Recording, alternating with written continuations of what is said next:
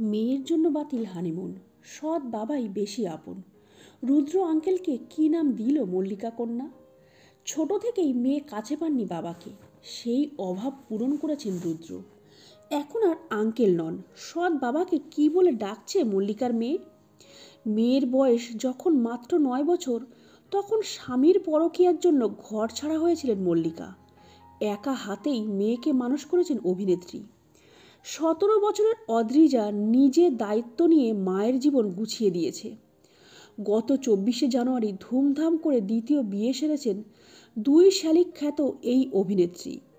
তার স্বামী রুদ্রজিৎ পেশায় চিকিৎসক।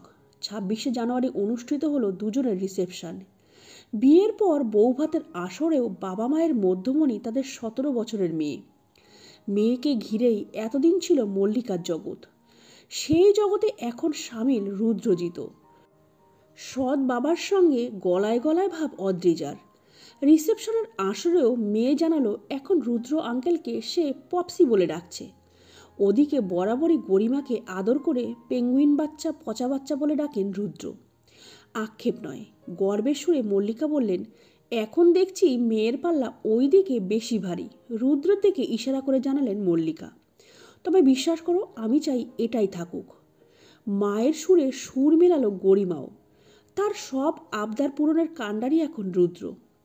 গরিমার পরীক্ষা শেষ হলে তাকে নিয়েই 3 জনে যাবেন বেনারস। সেই ডেস্টিনেশনও ঠিক করেছে মেয়ে।